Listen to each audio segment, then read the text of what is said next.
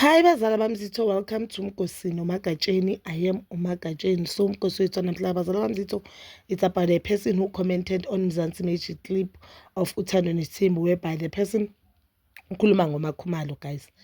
I feel like these allegations, they are not true, but let me just tell you ukuthi on the post the guy or the girl said this person is claiming that uMakhumalo uthi bona kudala bakhula uMakhumalo ubeba nengane eziyi-2 before ubaba uMseleku, before she got married to ubaba uMseleku, and ubaba uMseleku washaya umakhelwane wakhe istina. So kuthiwa umuntu wayenengane ubaba ingane zakaMakhumalo, ineighbor kaMakhumalo, and uMakhumalo vele kwakuyintombazane engaziphethanga kahle endaweni nasesikoleni wayeyaziwa.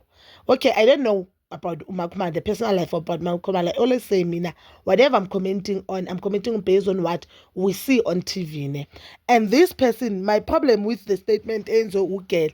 Why Ugel also answers this statement, or Ruboy? Why this person will do this statement now? Because Makhumalo, we have been talking about in the Makhumalo Gutangatolingani. Why now? Just when Umacele sekathe uMakhumalo uke waba pregnant before azwana nobaba uMseleku. uMakhumalo waba nengane before athola ubaba uMseleku, yena nobaba uMseleku baba nokudlula uMakhumalo endleleni a pregnant, ne?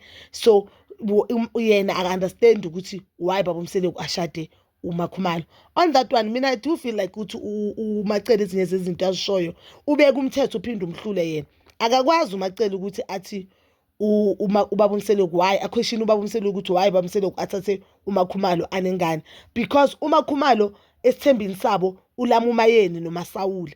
uMasawule siyazi ukuthi uMasawule wayeshade nobaba uMseleku anengane engasiyona kaMseleku. So that means indaba kaMseleku ukuthi uthi yena ngeke amshade umuntu onengane into engekho. We know that uMangwabi also has a son engase baba uMseleku, but angithi uMakhumalo ungene after uMasawule wayese already akhona anengane. Leyo ngifuna nje sithathe sibe ecela. I feel like it's one of the things uMacele azisho makaza ubuhlungu, because I've noticed ukuthi uMacele makaza ubuhlungu ubuyela asho imithetho emhlula yena self, like le nto 20 years wathi she didn't attend umshado kaMakhumalo just because ireason yakhe yathi yena nobaba uMseleku maba sebahlanganisa 20 years. That's the promise that ubaba uMseleku ayenza ukuthi mase sina 20 years angeke usaphinde ngene indaba zakho zesithembu. But now umamiyelile uMakhwela, I'm not saying she's wrong for ukwamukela uMakhwela, but she's very close to Makhwela. So the question is, we attend kanjani into kaMakhwela while kaMakhumalo sang we attend uMakhumalo olotshole way before 20 years yakhe ihlangane, just that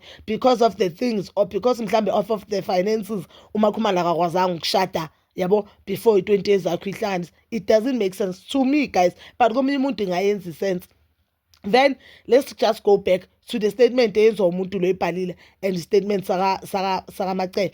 I'm not gonna say uMacele unamanga uMakhumalo uMakhumalo waba nengane, because ubaba uMseleku akawaphikisanga lawo manga layo, but the way mina as uMagatsheni ngibona ngakhona, because uMakhumalo makashada nobaba uMseleku masibisela iminyaka emove, or makahlangana nobaba uMseleku, uMakhumalo was very young even then. She was not even 20 if ubisela iminyaka emove, because uMakhumalo makazothi yena uMayeni makafika uMayeni makalotshola bekase ahlala kaMseleku, or asisazi isitori sabo noMayeni samanjani, but that means sibisela into kaMayeni nobabakhe. uMayeni nobabakhe bathi uMayeni walotshola 2007. So that means it's 19 years back. Uthi if uthatha iminyaka kaMakhumalo now you minus 19 years le, you can see ukuthi uMakhumalo uhleli nobaba uMseleku vele yena sesemncane. So if uMacele nobaba uMseleku bebandlula uMakhumalo a pregnant, chances are leyo ngane leyo bokuya kababa uMseleku, but because ubaba uMseleku wayemfihlile i-relationship yakhe noMakhumalo, then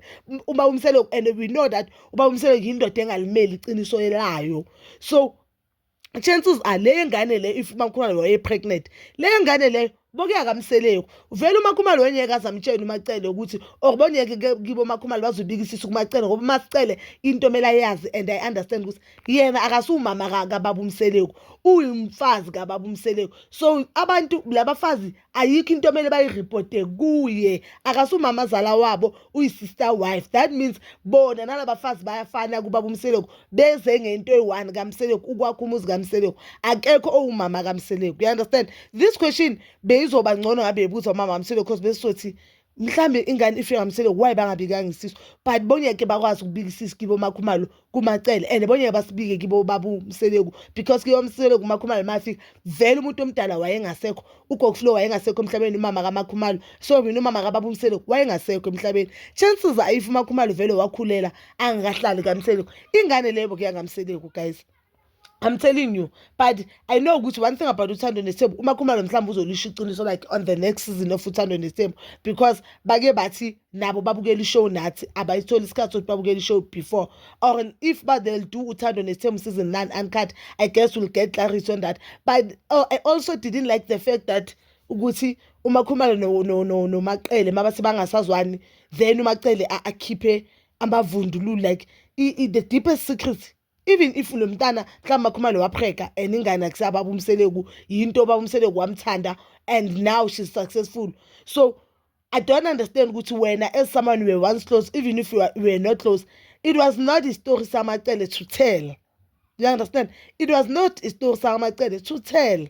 I don't understand umama bekangene yini but I've noticed ukuthi uMacele she's very dangerous. Umakhwela uzosola uMacele is not someone ongahlala naye umcocela inkinga zakho ngoba mase nicabana uzosiveza lezo inkinga. This is not the first time uhlala asho athi banomayeni balwela ukuthi umayeni she can't get over the fact that ulotsholo ecala whatever into nje lana engayenzi sense ulotsholo ecala but ulotsholo nobisobela ukuthi this man has someone that he truly loves because if he didn't love this woman bonyeka phinda amshade because kibo this woman they were very clear ukuthi abamfuni umntana abashade esithembini. Him going back and nalo kancane it shows ukuthi they have something they truly love each other just that into yabo beyivimba abazali. You understand? So nje akamayeni out but nje indaba kaMakhumalo no Macele I feel like Uthando Nesithembu manje seliba too messy and yabona after this I don't think uMakhumalo will ever forgive uMacele for saying these things whether they're true or not but if phela amanga ayike uMakhumalo sokumele vele ayenze meeting strong but if iqiniso and ubaba engane noma ngabe umseleku noma ngabe lo muntu abamshoyo esingamazi official I do not believe ukuthi uMakhumalo waye nengane. It was not a story sakaMacele to tell guys. Bokuzoba ngcono ngabe sikhuluma baba uMseleku. It was not a story sakaMacele to tell.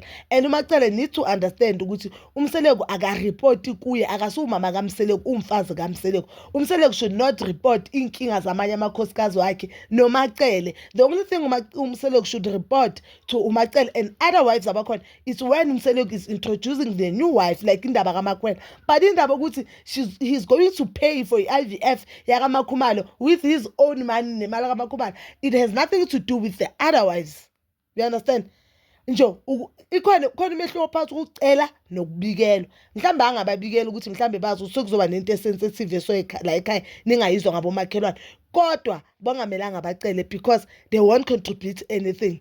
Anyway futhi uMacele is the last person ukukhuluma ngendaba engane because wakhala wathi kungathintwa lento le makuqela ukuthi ulwandle makayovusa umuzi kaMakhumalo. Samele as a country ukuthi baba uMseleku is being a bit unfair because uMacele unomntana we1 omfana umuntu onabantwana abayithu bafana uMayeni. That means usaba uMayeni bokumele acele umntana we1 kaMayeni ayovusa umuzi kaMakhumalo. We understand? So indaba yomntana is very sensitive. Indaba yabantwana bamakhumalo is very sensitive kaMseleku. I don't think it's something mele mabalo abadlale nje bashayene ngayo ngamagabade kanjalo because awusazi struggle that woman andlula kuso noma ngabe wena uke waba nama challenges wakho ukuthola ingane at the end of the day uzitholile ingane and uzithole normal.